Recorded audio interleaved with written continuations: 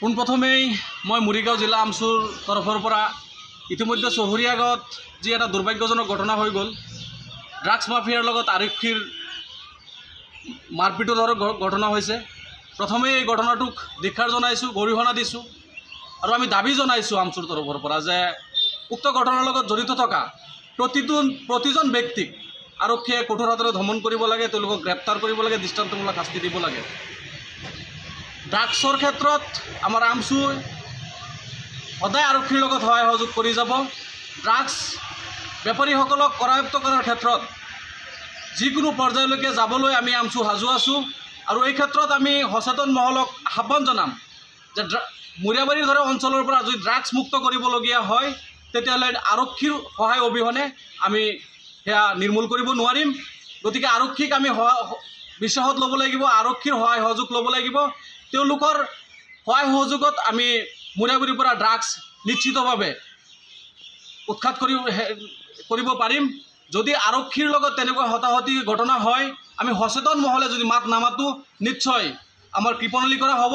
গতিকে এই ক্ষেত্ৰত আমি আৰক্ষীক সদায় সহযোগ কৰি যাম আৰু এই ড্ৰাগছ পেডলাৰসকলক আৰক্ষীয়ে গ্ৰেপ্তাৰ কৰাৰ ক্ষেত্ৰত আৰু কঠোৰ হওক আমি দল সংগঠন হিচাপে মৰিয়াবাৰীৰ সচেতন ৰাইজ হিচাপে আমি সহায় সহযোগ কৰি যাম। আৰু এই ঘটনাৰ লগত জড়িত থকা ইতিমধ্যে গম পাইছোঁ যে কেইবাজন ব্যক্তিক আৰক্ষীয়ে গ্ৰেপ্তাৰ কৰিছে, কিন্তু এইকেইজনক গ্ৰেপ্তাৰ কৰি আৰক্ষী ক্ষান্ত নাথাকি বাকী আৰু যদি কোনোবা ব্যক্তি তাৰ লগত জড়িত আছে তেওঁলোককো আৰক্ষীয়ে গ্ৰেপ্তাৰ কৰিব লাগে।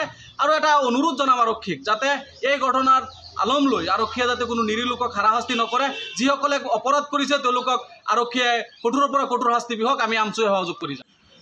পোনপ্ৰথমেই মই মৰিগাঁও জিলা আমচুৰ তৰফৰ পৰা ইতিমধ্যে চহৰীয়া গাঁৱত যি এটা দুৰ্ভাগ্যজনক ঘটনা হৈ গ'ল, ড্ৰাগছ মাফিয়াৰ লগত আৰক্ষীৰ মাৰপিটৰ দৰে ঘটনা হৈছে।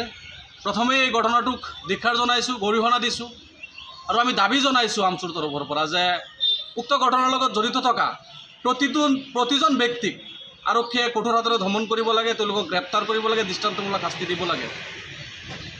ড্ৰাগছৰ ক্ষেত্ৰত আমাৰ আমচুই সদায় আৰক্ষীৰ লগত সহায় সহযোগ কৰি যাব। ড্ৰাগছ বেপাৰীসকলক কৰায়ত্ব কৰাৰ ক্ষেত্ৰত যিকোনো পৰ্যায়লৈকে যাবলৈ আমি আমচু সাজু আছোঁ আৰু এই ক্ষেত্ৰত আমি সচেতন মহলক আহ্বান জনাম যে মৰিয়াবাৰীৰ দৰে অঞ্চলৰ পৰা যদি ড্ৰাগছ মুক্ত কৰিবলগীয়া হয় তেতিয়াহ'লে আৰক্ষীৰ সহায় অবিহনে আমি সেয়া নিৰ্মূল কৰিব নোৱাৰিম। গতিকে আৰক্ষীক আমি বিশ্বাসত ল'ব লাগিব, আৰক্ষীৰ সহায় সহযোগ ল'ব লাগিব। তেওঁলোকৰ সহায় সহযোগত আমি মৰিয়াবাৰীৰ পৰা ড্ৰাগছ নিশ্চিতভাৱে উৎখাত কৰিব পাৰিম। যদি আৰক্ষীৰ লগত তেনেকুৱা হতাহতি ঘটনা হয়, আমি সচেতন মহলে যদি মাত নামাতোঁ নিশ্চয় আমাৰ কৃপণালী কৰা হ'ব।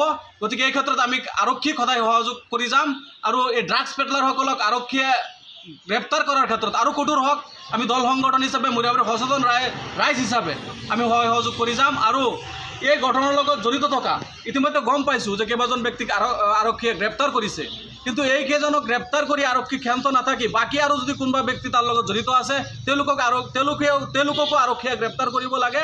আৰু এটা অনুৰোধ জনাম আৰক্ষীক যাতে এই ঘটনাৰ আলম লৈ আৰক্ষীয়ে যাতে কোনো নিৰীহ লোকক হাৰাশাস্তি নকৰে, যিসকলে অপৰাধ কৰিছে তেওঁলোকক আৰক্ষীয়ে কঠোৰৰ পৰা কঠোৰ শাস্তি বিহক আমি আমচুৱে সহযোগ কৰি যাম।